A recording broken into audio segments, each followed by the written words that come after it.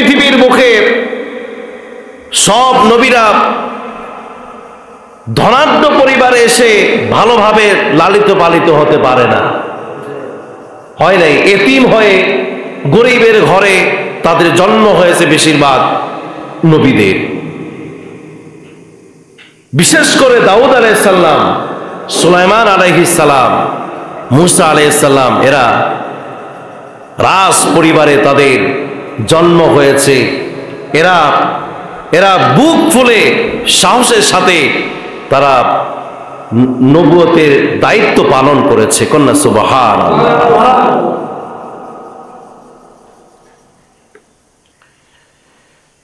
মুসা আলাইহিস সালাম শিশু নবী, মায়ের কোলে। আর যখন ফেরাউন মুসার মাকে চিনতে পারল না, সবাই সিদ্ধান্ত নিয়ে নিল এই সন্তানের মালিক আজ থেকে রাজ পরিবার। বিবি আসিয়া বললেন, হে মহিলা, ধাত্রী মহিলা, আপনাকে আমরা রাজ্যের বেতনভুক্ত করে আপনার ভরণ পোষণের সব কিছু নিয়ে রাজ পরিবারে আমরা রাখতে চাই। রাজার দরবারে আপনার জন্য শাহানশাহ করে আপনি থাকবেন। আপনি বলেন, অনেক সময় মুমিন বান্দার জন্য, মুসলমানদের জন্য বালাখানা আর রাজ দরবার তার জন্য জেলখানা মনে হয়, ঠিক কিনা কোন? রাজ দরবার আর আলিশান বাড়িগুলি মুমিন প্রকৃত আল্লাহর প্রিয় বান্দা যারা, তাদের জন্য এগুলি বন্দিখানা, জেলখানা মনে হয়। এজন্য দেখবেন অনেক আল্লাহর ওলিরা এই জমিনে ছিলেন বা এখনো আছে, যাদের ঘরের মধ্যে আলিশান ভাবে থাকতে পারতেন, তারা ইচ্ছা করেই তাদের আলিশান বাড়িগুলি করে না। কারণ এই দুনিয়াতে যদি আরাম করে যায়, কবরের মধ্যে আরাম করা যাবে না, জান্নাতের মধ্যে আরাম করা যাবে না। আরাম করলে পরে আল্লাহর অনেক ইবাদত থেকে বঞ্চিত হওয়া যায়। আল্লাহর ইবাদত থেকে অনেক সময় বঞ্চিত হয়, যে অবহেলিত গাফলতি চলে আসে। কারণ শীতের মধ্যে যদি গরম পায়া আর যদি তোষকের গরম পেয়ে যদি থাকে, রাত 3টা যখন বাজবে তখন তার কাছে অলসতা লাগবে, আর একটু ঘুমাই, ঠিক কিনা কোন? আল্লাহর ওলিরা যারা, আল্লাহওয়ালা যারা, তারা আলিশান কোনো কিছু চায় না। কারণ আলিশান কিছু করতে গেলে তাদের ইবাদতে ব্যাঘাত ঘটে আসে, তাদের গাফলতি চলে আসে, অবহেলা চলে আসে। এই জন্য যারা আল্লাহওয়ালা, আল্লাহ রাসূলওয়ালা যারা, তারা কোনোদিন এত আরাম প্রিয় না, আরাম চায় না। তারা চায় কষ্ট করে জিন্দেগিটা কেটে এই পৃথিবীর সফর শেষে তারা কবর দেশে চলতে চায়। সুবহানাল্লাহ। বলেন তো, মুসার মায়ের জন্য এই রাজ দরবার তার কাছে একটা জেলখানা মনে হবে, ঠিক না? কারণ না পারবে সন্তানের পরিচয় দিতে, না পারবে সন্তানের মায়ের পরিচয় দিতে। কারণ এখানে যদি একটু হেরফের হয় তাহলে কিন্তু মাথা আর শরীরের সাথে থাকবে না। সন্তান যেভাবে জবাই হতে হবে, সন্তানের মাও এইরকম জবাই হয়ে যেতে হবে। এজন্য মুসার মা প্রতিবাদ করলেন, আপনাদের রাজ দরবার, কিন্তু আমরা রাজ পরিবারের লোক না। সুবহানাল্লাহ পড়েন। আমাদের সুখ রাজ পরিবারে, আমরা আমাদের সুখের দরকার নেই। আমরা যে পরিবারের মধ্যে আছে ওই সুখটাই আমাদের জন্য। পৃথিবীর মধ্যে অনেক বড় সুখ, এর চেয়ে আর বড় সুখ রাজ পরিবারে আমরা পাবো না। সুতরাং আপনি যতই আমার জন্য এখানে ঘর বানিয়ে দেন, বাড়ি বানিয়ে দেন, জাজিম বানিয়ে দেন, বেতন দেন, ভালো খাবার দেন, কিন্তু এগুলি আমার হজম হবে না। সুবহানাল্লাহ কইবেন না? এগুলো হজম হবে না আমার। আর আমার বাড়ি আছে, আমার সংসার আছে, আমার সন্তান আছে, এদেরও তো লালন পালন আমাকে করতে হবে, দেখশন আমাকেই করতে হবে। সুতরাং আমি আপনাদের এই রাজ পরিবারে আমি থাকতে পারবো না, আপনাদের সন্তান আপনাদের কাছে থাকুক। এখন ক্ষমতা কার? মুসার মায়ের। এখন ক্ষমতা কিন্তু আল্লাহর। আস্তে আস্তে ক্ষমতা লাঘব হচ্ছে, ফেরাউনের ক্ষমতা আস্তে আস্তে দুর্বৃত হচ্ছে। একদিন এমন ভাবে তার ক্ষমতা দুর্বল হয়ে পড়বে, সে আর কোনোদিন বসা থেকে আর দাঁড়াতে পারবে না। সুবহানাল্লাহ। আমি আপনার এই রাজ পরিবারে থাকবো না, কি করার? এখন তো ঠেকা, রাজায় ঠেকলে অনেক সময় মানুষের, গরিব মানুষের পাও ধরতে কি অনেক সময় ধরে না? আমাকে দেশে ধরনিও কতক্ষণ ধরে? হ্যাঁ, ওই দিন আয়া ওই যে পা ধরলো, আর এরপরে যখন সে ক্ষমতায় চলে গেলেন আর তার 5 বছরের মধ্যে কোনো দেখা, কারণ ঠেকা তো আর নাই। এগুলি হলো শয়তান, এগুলি হলো ফেরাউনের দোসর, এগুলো হলো ফেরাউনের আদর্শের। নাউজুবিল্লাহ।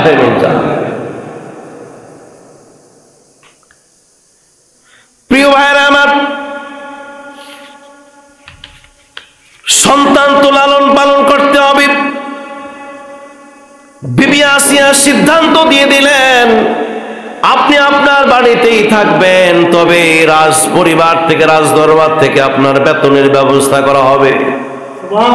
আপনার সন্তানের, অর্থাৎ আমার সন্তানের সব খাবারের যত কিছু প্রয়োজন, পোশাক আশাক থেকে শুরু করে খাদেম খুদ্দাম থেকে, খুদ্দামা থেকে যা কিছু প্রয়োজন আমার এই সন্তানের জন্য আমি আপনার বাড়িতে সব কিছু করব। যান, আপনার জন্য করা হচ্ছে, খাবার পরিবেশন হচ্ছে, টাকা দেয়া হচ্ছে, বেতন দেয়া হচ্ছে, রাজ পরিবার থেকে এগুলি আসা, এত বড় সুখ শান্তি যিনি দেন তিনি কে? আল্লাহ পাক। প্রিয় ভাইয়েরা আমার, মায়ের কোলেই সন্তান, সন্তান তার ঘরেই ভালো থাকে। এটা প্রবাদ বাক্য আছে না, যে পশুরা বনেই শোভা পায়, এরকম একটা কি প্রবাদ আছে, আমার মনে নেই, বন্যরা খেয়াল নেই। অর্থাৎ বনের পশু বনে কি, বনের মধ্যেই তার জন্য সুখ আর শান্তি। বনের পশুগুলি যদি মরুভূমিতে ছাড়িয়ে দেওয়া হয়, তাহলে ওই পশুগুলি কি জীবনে বাঁচবে? যার যেখানে শান্তি ওখানেই তার কাছে শান্তি, আর পৃথিবীর কোথাও তার শান্তি মিলবে। একদিন আপনি আপনার রুম ছাড়া আরেকটা রুমে গিয়ে ঘুমাসো। আমি যতদিন লঞ্চে করে ঢাকায় গেলাম একদিনও ঘুমাইতে পারি, কথা কি বুঝছেন? কারণ নিজের বাড়ি, নিজের ঘর, এটা যদি ভাঙ্গাও হয়, তারপরও এখানে আমার রুটিন মতো সব কিছু শান্তি নাজিল করে দেন, সাকিনা নাজিল করে দেন কে? আল্লাহ। মুসাকে তার বাড়িতে পাঠায়া দিলেন।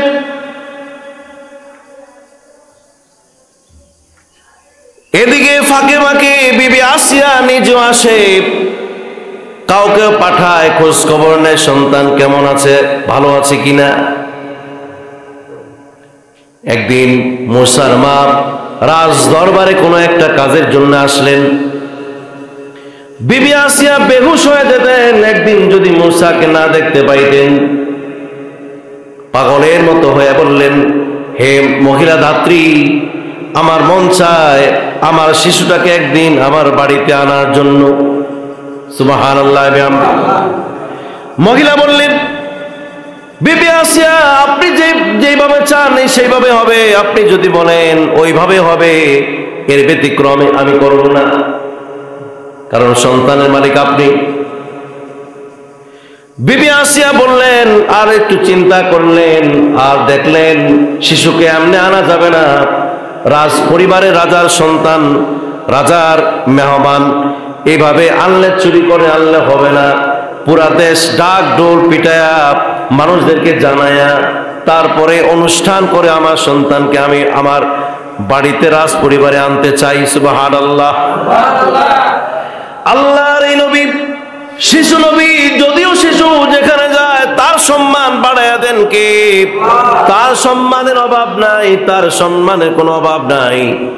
একমাত্র আল্লাহওয়ালা হবার কারণে মা যেরকম আল্লাহওয়ালা হয়েছেন, ওই ঘরে যেহেতু নবী পয়দা হবেন, ওই সম্মান যে জায়গায় যায় সেই জায়গায় সম্মান দিয়ে দেন কে?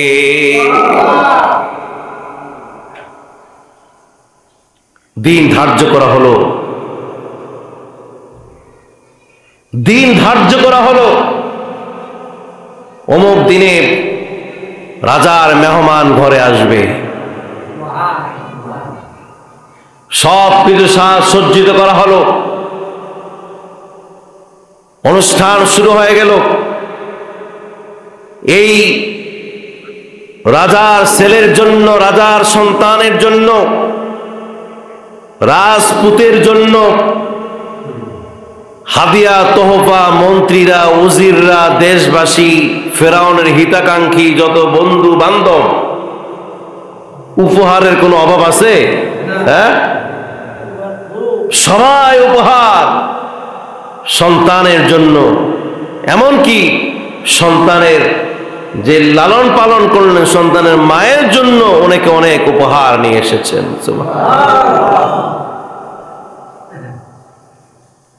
সবাই বসা, অনুষ্ঠান শুরু। অনুষ্ঠান কি শুরু? রাজার অনুষ্ঠান। কত সাজসজ্জিত ভাবে করা হলো, সাজসজ্জা করা হলো। দেশের নেতৃস্থানীয় সেই লোকগুলি সেখানে, সাধারণ কোনো মানুষ সেখানে নাই।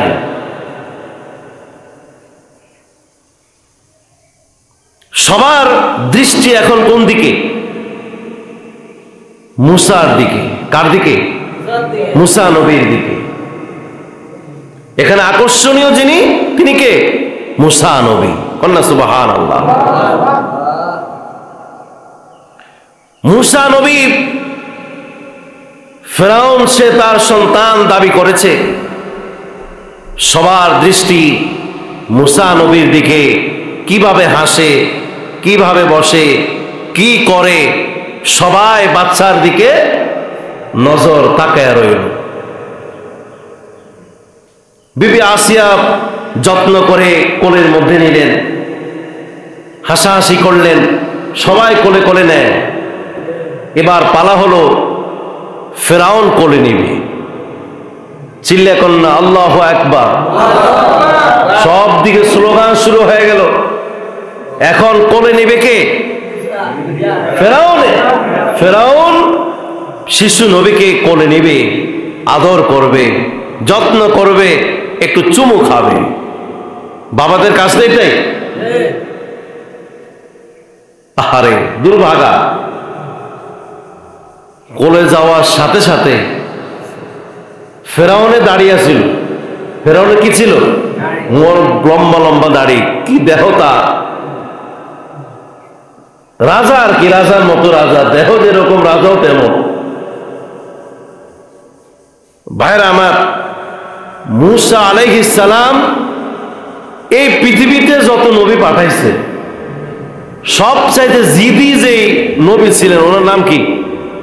মুসা নবী। জিদ জিদ বেশি ছিল, যারে পাইতো এরে থাপড়াইতো। এর ভয়ে অন্য কোনো মানুষ মানে কথা বলতে সাহস করতে পারত না। যে সাহসী বাঘের মতো হয়, ছোট্টকাল থেকে বোঝা যায় এটা কি বাঘ হবে, দুর্বল টুর্বল না। বিশেষ করে নবী যারা শিশুকালে, তারাও থাকে নবী, তারাও আদর্শবান থাকে, আদর্শ শিশু তারা থাকে, তারাও কারোর হক নষ্ট করে না। তখনও তারা, তাদের দুশ্মন যারা শিশু নবীর কাছে দুশ্মন, তখনও ওই দুশ্মনই থাকে। ফেরাউনের পালাম মূসাকে কোলের মধ্যে নেবেন, কোলের মধ্যে নিল, আদর করবে, চুমু খাবে। কিন্তু এই মুহূর্তে মূসা আলাইহিস সালাম শিশু নবী, তার শরীরের সমস্ত শক্তি দিয়া মনে হয় যেন আলাদা একটা শক্তি বড় মানুষের মতো চলে আসলো। এক হাত দিয়া ফেরাউনের দাড়ি ধরে টান মারলেন, আর এক হাত দিয়ে গালের মধ্যে এমন জোরে শট মারলেন, সব মানুষগুলো তাকায়া রইল। হায় হায়, এই সর খাওয়াটাও, মায়ের খাওয়াটাও, এগুলো যদি ঘরের মধ্যে হয়তো কেউ দেখতে পাই, তোরা আজকে রাজ দরবারে কত উজির মন্ত্রীগুলি, নেতৃস্থানীয় মানুষগুলি সামনে সামনে অপমান, চুমু তো খাইব কেমনে? চুমু খাওয়ার আগে যে থাপ্পড় যে গালের মধ্যে পড়লো, এটার ওজন কত বড়, ওজন যে কত বড়। ফেরাউন এত বড় শক্তিশালী হবার পরেও সে নিজে টের পায়া চোখের পানি ছাড়াটা বাকি ছিল। মায়ের খেলে কান্দন আসে না? মনে হয় যেন থাপ্পড় না দিছে ঘুষি তার মানে গাল ভাই আর কি, গালের মধ্যে। এখন ফেরাউনে কিন্তু টের হয়ে গেছে, তার ভিতরে খবর হয়ে গেছে, আসলে কিন্তু আমার মনে হয় এই তো সেই যার জন্য আমি মিশর দেশে কত সন্তানকে আমি হত্যা করেছি। কিন্তু ভাইরা আমার, এই কথা কি এখন মুখ দিয়ে কম যায়? এতগুলি মানুষের সামনে যদি কয় যে আমারে এই শিশু আমারে মারছে, থাপ্পড় দিছে, মান সম্মানও তো আছে, একটা ইজ্জত আছে না? ইজ্জত কি তার আছে? আর এখন যদি কিছু কয়, কিন্তু এই থাপ্পড় কিন্তু সামনে যারা বসা আছিল সবাই কিন্তু দেখছে। ভাই আপনারা যদি আমি আসতেও কিছু এমনি যদি থাপ্পড় দিই, আমরা কি বুঝুন না? আপনারা কি বুঝবেন না? আর আমি যদি আপনারা জোরে যদি থাপ্পড় মারি, এটাও কি আপনারা বুঝবেন না? কত বড় ওজনের এক থাপ্পড় তাকে দেয়া হলো, সে মনে করলো, সে ভাবলো মনে হয় আমার জনগণ এটা দেখে না। ওরা সবাই আনাগোনা করতে লাগলো, ফেরাউনের গালে মনে হয় একটু জোরেই পড়ছে আর কি, একজন আরেকজনের কানে কানে এইভাবে কানা ঘোষা হইতে আছে আর কি।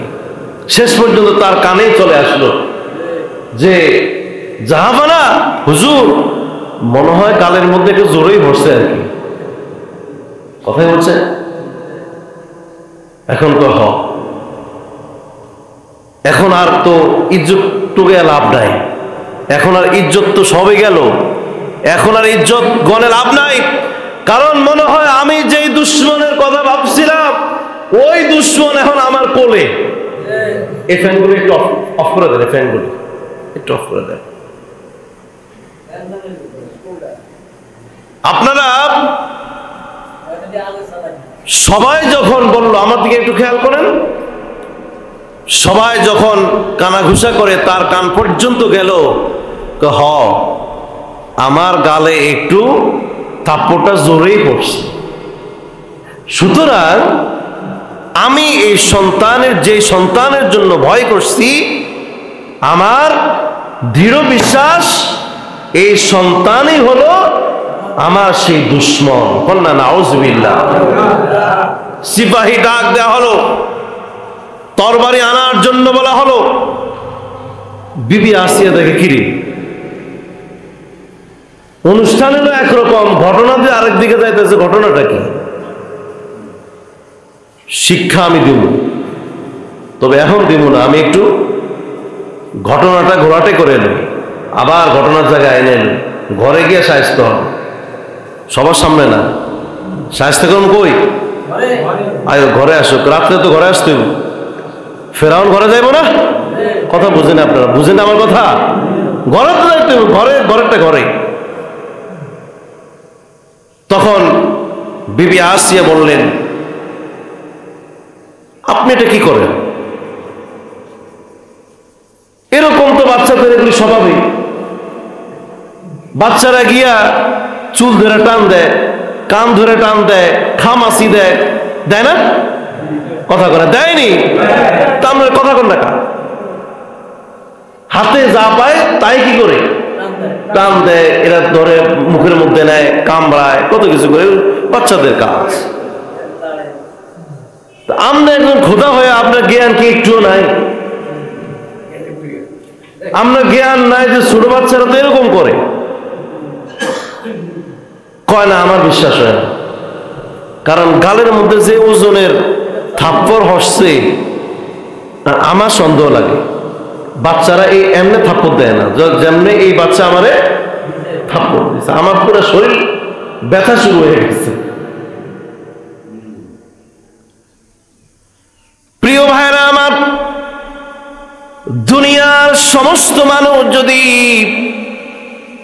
আল্লাহ নবীর দুশ্মনীও করে আর তার পক্ষে যদি একজন বন্ধু থাকে, ওই বন্ধুর সম্মান আর ইজ্জত একমাত্র তার থাকে, কেউ তার কোনো ক্ষতি করতে পারে না।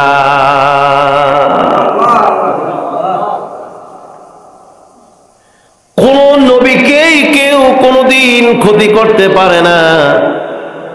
দূর থেকেই যত হুঙ্কার আর যতই কিছু করেছে, দূর থেকে করেছে, অত বেশি ক্ষতি কিন্তু কোন নবীকে ধারে গেলে, কাছে গেলে আর করতে পারে না, সাহসে পায় না। তবে জীবনে কষ্ট দিত, নবীদেরকে কি দিত? কষ্ট। কয়েকজন নবীকে আবার জবাই করে ফেলছে, দুশ্মন আর কি। এখন মূসা নবীকে হত্যা করা হবে, জবাই করা হবে, অথচ আল্লাহ পাকের ইচ্ছা হলো এই ঘরে ওনার সিলসিলায় আরো অনেক অসংখ্য নবী আমি পৃথিবীতে পাঠাবো। যদি উনি জবাই হয়ে যায় পরে তো নবীর আগমন আর হবে না। যতই তাকে হত্যার জন্য ডাকা হলো, কৌশলের মাধ্যমে ফেরাউন তার স্ত্রী বিবি আসিয়ার যুক্তির কাছে সে হেরে গেল। কন্যা সুবহানাল্লাহ। যাকে যেভাবে নোয়ানো যায়, যাকে যেইভাবে বুঝানো যায়, ওইভাবে বুঝালেই সে বুঝ পেয়ে যায়। ফেরাউন বললেন, ফেরাউনের স্ত্রী বললেন ফেরাউনকে, আপনি সন্তানকে হত্যা করবেন না।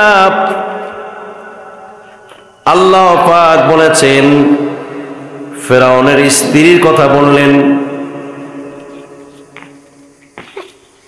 বলেছেন লা তাকতুলুহু وقالت امرأة فرعون قرة عين لي ولك لا تقتلوه। ফিরআউনের স্ত্রী ফিরআউনকে বললেন, এই সন্তান আমাদের চক্ষু জুড়ানো, কলিজাকে ঠান্ডা করবার জন্য এই সন্তান, সুতরাং আমি আপনাকে বলি আপনি সন্তানকে জবাই করেন না। তবে জবাই করার আগে একটু পরীক্ষা করে দেখেন যে এই সন্তান আসলে কি ভালো মন্দ বুঝে কিনা। ফেরাউন মনে করল এই সন্তান ভালো কোনটা মন্দ কোনটা সেটা সব কিছু বুঝে। ফেরাউনের স্ত্রী বললেন, এ তো অবুঝ শিশু, শিশু এখন মাত্র ছোট্ট, সে কিছু বুঝে না, তাইলে আমরা পরীক্ষা করে দেখি এ যদি আল্লাহর পক্ষ থেকে কোনো প্রেরিত কেউ হয়, এক জায়গায় আগুনের কয়লা রাখবো, এর পাশেই হীরক খণ্ড, লাল খণ্ড, এক খণ্ড হীরক খণ্ড রেখে দেব। যদি সে সাধারণ কোনো শিশু হয় তাইলে আগুনের কয়লাটা গিয়ে ধরবে, আগুন গিয়ে ধরবে। আর যদি সে ভালো আল্লাহর পক্ষ থেকে যদি কোনো নবী হয়ে থাকে তাহলে হীরক খণ্ড গিয়ে ধরবে। সুবহানাল্লাহ। দেখলেন যে যুক্তিটা তো ঠিক আছে, যুক্তি তো ঠিক আছে। দেখি সন্তানকে পরীক্ষা করা যাক। পরীক্ষা পরীক্ষায় যদি দেখি সন্তান যদি পরীক্ষায় যদি উত্তীর্ণ হয় তাহলে তো থাকবে, আর যদি সে হীরকখণ্ড গিয়ে ধরে তাহলে মনে করবো সে আমার দুশমন। তাদের এই পরীক্ষা তার বিবি আসিয়ার যুক্তিটা মেনে নিয়ে এক খণ্ড আগুনের কয়লা রাখা হলো, জ্বলন্ত আগুন, আগুনের একটা কয়লা, আরেক পাশে একটা হীরকখণ্ড রাখা হলো। দূর থেকে সবাই ছেড়ে দিল, মূসা শিশু নবীকে ছেড়ে দিল। পরীক্ষায় যদি আজকে হীরকখণ্ড ধরে মূসাকে জবাই করে দেওয়া হবে, আর যদি আগুনের খণ্ড ধরে তাহলে মূসা জীবিত থাকবে, বিবি আসিয়া শান্ত হয়ে যাবে, মূসার মা সহ দুনিয়াবাসী বনি ইসরাইল মুসলমান সবাই ঠান্ডা হয়ে যাবে। কলিজা ঠান্ডা করে দিবেন কে? আহারে মূসা শিশু নবী হীরকখণ্ডের দিকে যাচ্ছে, হীরকখণ্ড গিয়ে ধরবে, কারণ নবীরা ছোট্ট কালেই ভালো কোনটা মন্দ কোনটা সেটা জানে। সুবহানাল্লাহ।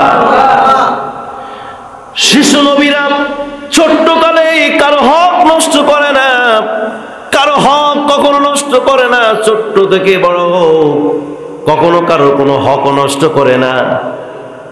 ভালো কোনটা মন্দ কোনটা ওই জ্ঞান আর ওই বুঝ আল্লাহ পাক তাদের ব্রেনের মধ্যে আল্লাহ পাক ঢুকিয়ে দিয়েছে।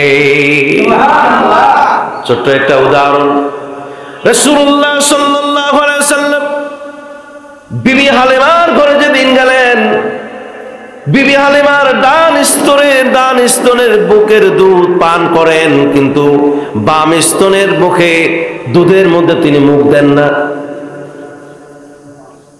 বিবি হালিমা যতই চেষ্টা করেছিলেন কিন্তু তা মুহাম্মদকে শিশু নবীকে এই খাবার খাওয়াইতে পারলেন না।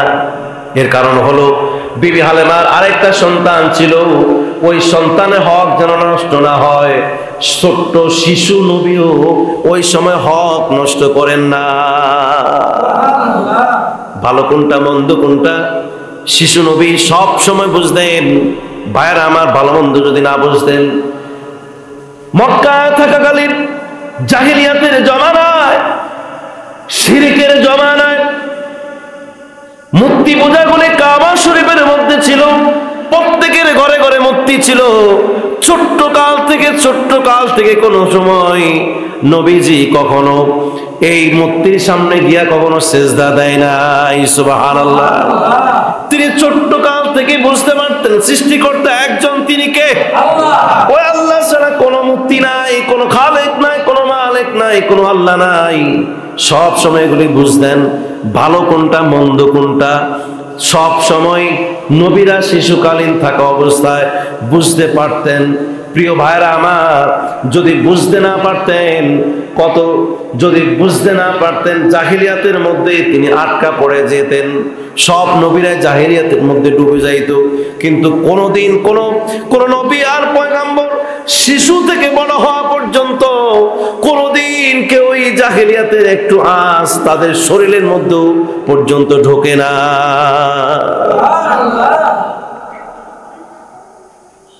প্রিয় ভাইরা আমার, পরীক্ষা করে দেওয়া হলো। একদিকে অগ্নিকুণ্ড, আরেকদিকে হীরকখণ্ড। সামনে আগাচ্ছেন শিশু কিন্তু কোনটা আগুন আর কোনটা হীরা এটা কিন্তু তিনি বুঝেন। চিল্লা এখন আল্লাহু আকবার। নবী বুঝে কোনটা আগুন আর কোনটা আগুন না, কোনটা স্বর্ণ কোনটা হীরা কোনটা মুক্তা, এটা ছোট্ট শিশু নবী তখনও বুঝতেন।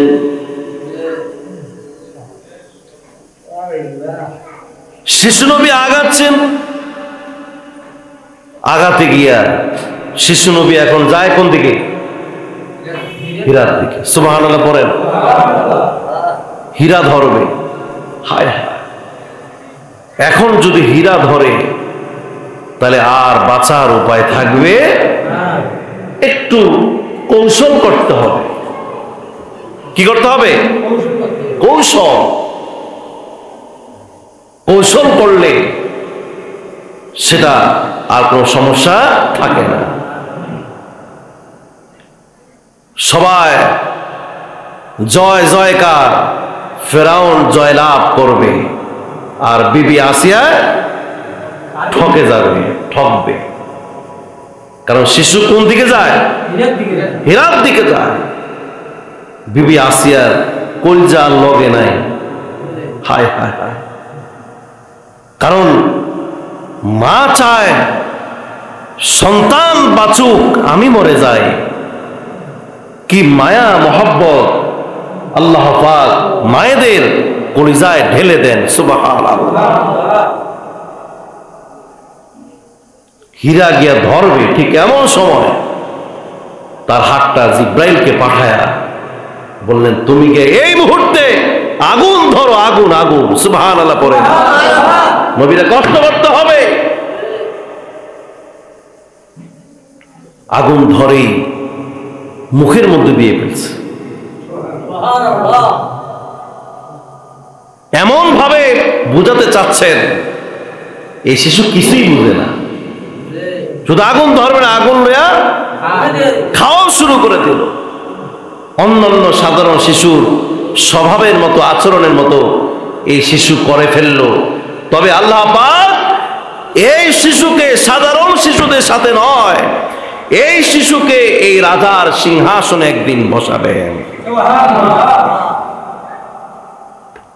আপনারা জানেন, যখন বড় হয়েছিলেন, নবুয়ত পেয়েছিলেন, তখন আল্লাহ পাক বললেন, তোমাকে ফেরাউনের দরবারে গিয়ে দিন কায়েমের জন্য কথা বলতে হবে। তখন মূসা আলাইহিস সালাম আল্লাহর কাছে বলেছিল, আল্লাহ, যার ভয়ে, যিনি আমাকে জবাই করার জন্য, হত্যা করার জন্য দেশের মধ্যে আপনার ঘোষণা দিয়ে দিয়েছে, আপনার হুকুম জারি করে দিয়েছে, পুরস্কারের হুকুম জারি করে দিয়েছে যে এক আনলে তাকে পুরস্কৃত করা হবে, আর আমাকে আপনি বলেন আমি গিয়ে সে রাজাকে দাওয়াত দিব। তবে হ্যাঁ, আমি করব। তবে ফেরাউন সে তো বাদশাহ, বাদশার সামনে কথা বলতে হলে স্পষ্ট ভাষায় কথা বলতে হবে। রাজার সামনে কোন ভাষায় কথা বলতে হবে? স্পষ্ট ভাষা, একেবারে সুন্দর ভাষায় কথা বলতে হবে। আর না হয় রাজারা কখনো এই কথা কানে নেয় না। আপনি যদি সরকারের কাছে কিছু চান, আপনি কি মুখ দিয়ে কইলে কি হইব? নিয়ম আছে না? নিয়মের মধ্যে আপনাকে দরখাস্ত করতে হবে, আবেদন করতে হবে। তারপর আবেদন করার পর আবেদন মঞ্জুর হলে আপনাকে দাঁড় করানো হবে। বলেন আপনার কথা। আর তখন যদি স্পষ্ট ভাষায় আপনার দিনের কথা যদি আমি না বলতে পারি, তাহলে এই দিন এই মিশরের মধ্যে কখনোই কায়েম হবে না। এজন্য যেহেতু আমি কথা বললে আমার কথা বাজে, আমার কথায় তুতলামি হয়। কি হয়? তুতলামি। কারণ কি?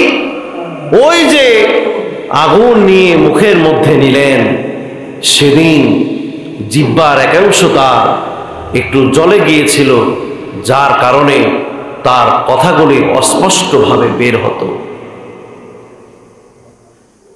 প্রিয় ভাইরা, এখানে একটা বিষয়, আল্লাহ পাকের কোনো একটা অঙ্গ প্রত্যঙ্গকে আপনি অস্বীকার করতে পারবেন না। পারবেন?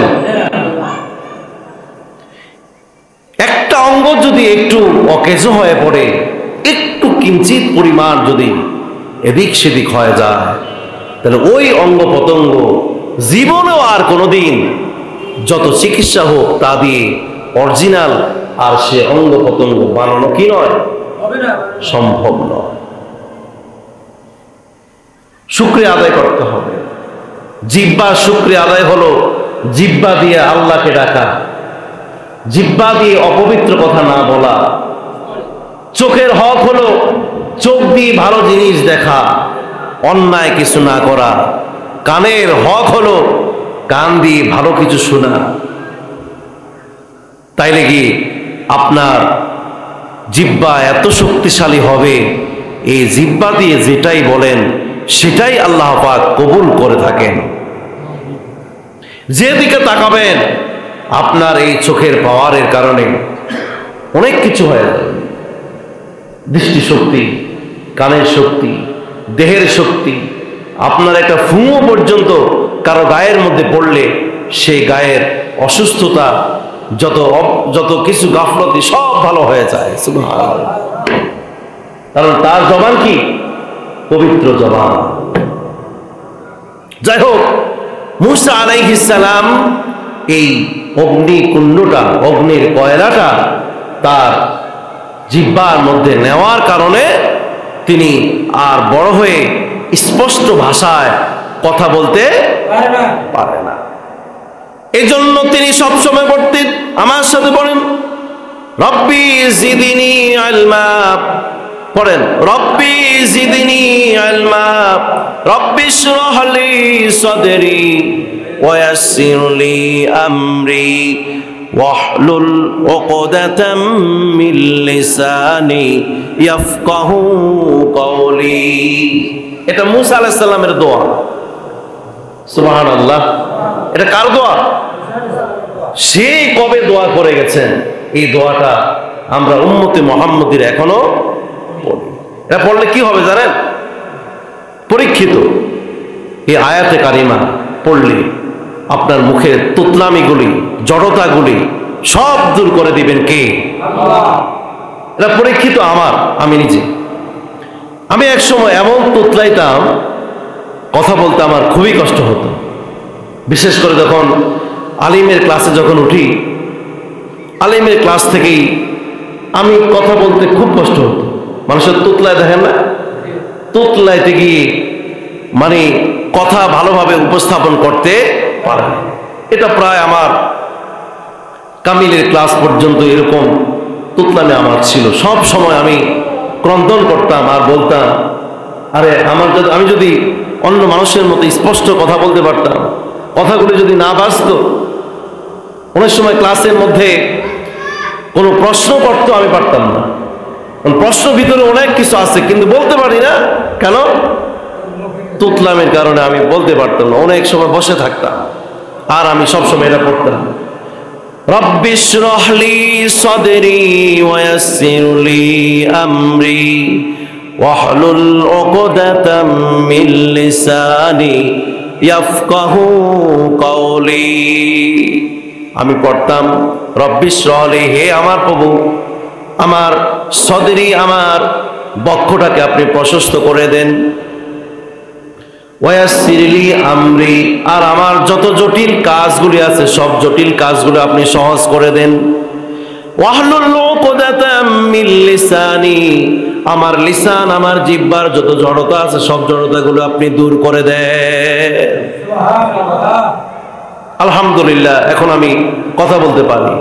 কন্যা আলহামদুলিল্লাহ, চিল্লা কন্যা আলহামদুলিল্লাহ, হামদান কাসীরান তাইয়িবান মুবারাকান ফীহি। শুকরিয়া আদায় করে কখনোই শেষ করতে পারবো না।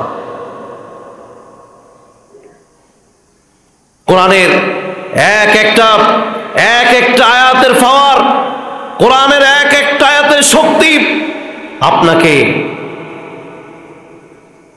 ওই শক্তির কারণে আপনি অনেক কিছু পাবেন। প্রত্যেকটা আয়াতে কারিমার মধ্যে একটি বাতিনি শক্তি লিপিবদ্ধ থাকে। সুবহানাল্লাহ পড়েন। কোরআন দুই রকমের, কোরআন জাহের আবার কোরআন বাতিন। জাহের ভাবে তো কোরআনের হুকুমগুলি বাস্তবায়িত করলে দেশ এমনি সব সুদা হয়ে যাবে, শান্তি রাষ্ট্র হয়ে যাবে। আবার এই কোরআনের ভিতরে এমন কিছু মারেফতের মতো বাতিনি এমন একটি শক্তি রয়েছে, যে শক্তির কারণে আরো বেশি জটিল জটিল কাজও উদ্ধার হয়ে যায়। আর উদ্ধার করে দেন কোরআনের ওসিলায় যিনি, তিনি কে? আল্লাহ। সূরা ফাতিহা সূরা ফাতিহা নামাজে পড়ি, নামাজে যদি না পড়ি নামাজ হবে না। আবার সূরা ফাতিহা যদি পড়ে পানির মধ্যে ফু দিয়া ওই পানি যদি পান করা হয়, ওই সূরা ফাতিহার বাতিনি শক্তির কারণে শরীরের সমস্ত রোগগুলো ওই আল্লাহ পাক মাফ করে দেয়। আয়াতুল কুরসি শক্তি, আয়াতুল কুরসি গুলি তেলাওয়াত করলে, আমল করলে, এটা যদিও নামাজের মধ্যে পড়ি, কোরআন তেলাওয়াতের সময় পড়ি, আর যদি কেউ কোনো বিপদে পড়ে, কোন জিনরা, দুষ্ট জিনরা যদি কাউকে আশ্রয় করে, কাউকে যদি আসর করে, আর কাউকে যদি ডিস্টার্ব করে, আর যদি যার আমল নামায় আয়াতুল কুরসির আমল থাকে বেশি পরিমাণে, ওই ব্যক্তি যদি আয়াতুল কুরসি পড়ে, ওই জিন, দুষ্ট জিনগুলো পর্যন্ত বাতিনি শক্তির কারণে, যে শক্তিটা আমি আর আপনি চোখে দেখি না, ওই শক্তির কারণে দুষ্ট জিনগুলো এমন দূরে সরে যায়, কোনোদিন ক্ষতি করতে পারে না।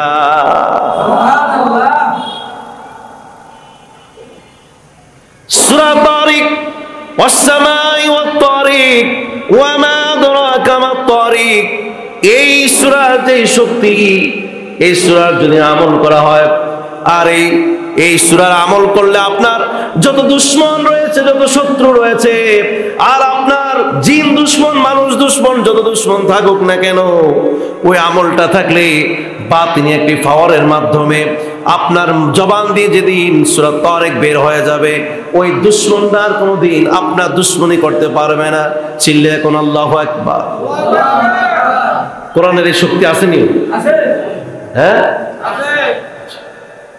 এখনো অনেক অনেক অনেক বান্দারা এসব শক্তি দিয়ে অনেক কাজ করতে পারে, আর সব কিছু পিছনে আল কোরআনের যিনি মালিক, কোরআন শরীফের মালিক কে? আরে চিল্লা বলেন, আল কোরআনের মালিক কে? আল্লাহ পাক তার এই কালামুল্লাহর মাধ্যমে, তার কথার এই শক্তি দিয়ে বাতিনি শক্তিগুলাকে এমন ভাবে দুর্বৃত্ত করে দেন, ওই শক্তিগুলো আর কোনোদিন কারোর সাথে দুশ্মনী করতে পারে না। সুবহানাল্লাহ। আল্লাহর হাবিবকে জাদুকররা জাদু করলেন, গণকেরা গণনা করে, জ্যোতিষীরা করে রাসূলুল্লাহকে অসুস্থ করে ফেললেন। তার মাথার চুলগুলো নিয়ে, তার মাথাগুলো চুলগুলো নিয়ে চুলের মধ্যে শয়তানের পাওয়ার এনে এর মধ্যে জাদু করে রাসূলুল্লাহকে কষ্ট দিতেন। আর এই চুলগুলাকে নিয়ে কূপের ভিতরে একেবারে গভীরে একটা পাথরের নিচে চাপা দিয়া চুলগুলি রেখেছেন। আর ক্ষণে ক্ষণে রাসূলুল্লাহ সাল্লাল্লাহু আলাইহি সাল্লাম জাদুর আক্রান্ত হওয়ার কারণে তিনি অসুস্থ হয়ে পড়তেন। একদিন তিনি ঘুমন্ত অবস্থায় রাসূলুল্লাহ সাল্লাল্লাহু আলাইহি সাল্লামের মাথার দিকে একজন ফেরেশতা বসে, আরেকজন তার পায়ের দিকে বসে, একজন আরেকজনকে জিজ্ঞেস করে আর বলে যে এই বান্দার কি হয়েছে? বলে যে এই বান্দার অসুস্থ। কেন অসুস্থ হয়েছে? কয় এই বান্দাকে জাদুকররা জাদু করেছে। কয় কেমনে করেছে? কয় তার চুলগুলো নিয়ে এর মধ্যে 11টা গিরা দিয়া, কয়টা গিরা? 11টা গিরা দিয়ে তাকে এই চুলগুলোকে জাদু করে কূপের নিচে পাথর চাপা দিয়ে রেখেছে। তো একজন আরেকজনকে বলে তাইলে সে এখন সুস্থ হবে কেমনি? তখন আল্লাহ পাক জিব্রাইলের মাধ্যমে দুটো সূরা নাজিল করলেন, সূরাতুন নাস, সূরাতুল ফালাক। এই সূরাতুন নাস আর সূরাতুল ফালাকের মধ্যে মোট 11 আয়াত। সুবহানাল্লাহ বলেন। যখন এই 11টা আয়াত নাজিল হয়ে গেল, রাসূলুল্লাহ সাল্লাল্লাহু আলাইহি সাল্লাম ঘুম থেকে উঠলেন। এরপরে দেখলেন পাথর চাপা দেওয়া, পাথর নিচ থেকে চুলগুলি আনা হলো। আর যখন তিনি তার চুলগুলি কাছে নিলেন, চুলগুলি নেবার পরে এক একটা গিরার কাছে গিয়ে বলেন কুল আউযু বিরাব্বিল ফালাক। একটা গিরা ছুটে গিয়েছে। সুবহানাল্লাহ বলেন। আরেকবার বললেন শাররি মা খালাক, আরেকটা গিরা ছুটে গেল, ওয়া মিন শাররি গাসিকিন ইযা ওয়াকাব, ওয়া মিন শাররিন নাফাসাতি ফিল উকাদ, ওয়া মিন শাররি হাসিদিন ইযা হাসাদ, কুল আউযু বিরাব্বিন নাস মালিকিন নাস ইলাহিন নাস মিন শাররিল ওয়াসওয়াসিল খান্নাস আল্লাযী ইউওয়াসওয়িসু ফি সুদুরিন নাস মিনাল জিন্নাতি ওয়ান নাস। 11টা গিরা যখন খুলে গেল, আল্লাহর হাবিব এই সূরার যে বাতিনি শক্তি রয়েছে, এই বাতিনি শক্তির কারণে তার সমস্ত জাদুগুলি তো দুর্বিত হয়ে গিয়েছে। চিল্লা এখন আল্লাহু আকবার। কোরআনের শক্তি, কিসের শক্তি বলেন? কোরআনের শক্তিগুলি। কোরআন আমাদেরকে যেইভাবে নামাজে লাগে, সমাজে লাগে, এইভাবে রোগীদের জন্য এই কোরআনুল কারীম একটি মেডিসিন, একটি ওষুধ। কন্যা সুবহানাল্লাহ। ওয়া নুনাজ্জিলু মিনাল কুরআনি মা হুয়া শিফাউন ওয়া রাহমাতুল লিল মুমিনিন। পড়েন, ওয়া নুনাজ্জিলু মিনাল কুরআনি মা হুয়া শিফাউন ওয়া রাহমাতুল লিল মুমিনিন। কার কথা? আল্লাহ পাক বললেন, আমি এই কোরআন নাজিল করেছি, এই কোরআন দিয়ে মানুষের মুমিনদের শেফা হবে, আর এই কোরআন তার জন্য রহমত আর দয়া হয়ে যাবে। চিল্লা এখন আল্লাহু আকবার। নারায়ে তাকবীর, লিল্লাহি তাকবীর। এই কোরআন এর অ্যাকশন এত বড়, সুবহানাল্লাহ। প্রিয় ভাইরা আমার, তাহলে এই কোরআন আমরা শুনতে রাজি আছি না? এই কোরআন শুনলে আমাদের ঈমান মজবুত হয়। এই কোরআন শুনলে আমার ঈমানি পাওয়ার বাড়তে থাকে। এই কোরআন পড়লে জবানি শক্তি বাড়তে থাকে। এই কোরআন পড়লে আমলের শক্তি এত বেশি হয়ে থাকে, এই বান্দার আর কোনোদিন চিন্তাও থাকে না, আর কোনো টেনশনও করতে হয় না। আলা ইন্না আউলিয়া আল্লাহি লা খাউফুন আলাইহিম ওয়ালা হুম ইয়াহজানুন। সুবহানাল্লাহ। যাই হোক, আমরা যে কথা থেকে এদিকে আসলাম, যে রব্বি ইশরাহ লি সাদরি ওয়া ইয়াসসির লি আমরি ওয়াহলুল উকদাতাম মিন লিসানি ইয়াফকাহু কওলি। যেদিন মূসা নবী, শিশু নবী, এই অগ্নিকণ্ড তার মুখের মধ্যে দিয়ে তার কথা স্পষ্ট হয় নাই, এরপর থেকে তিনি সব সময় আল্লাহর কাছে এই দোয়া করতেন। তার জড়তা পর্যন্ত আল্লাহ পাক দূর করে দিয়েছেন। এইভাবে আপনিও যদি পড়েন, এই কোরআনের শক্তির কারণে আপনার অনেক সমস্যাগুলো কি হয়ে যাবে? দূর হয়ে যাবে। আল্লাহ পাক আমাদের সকলকে আমল করার তৌফিক দান করো। আমরা আগামীকাল এরপর থেকে তাফসীর শুনবো।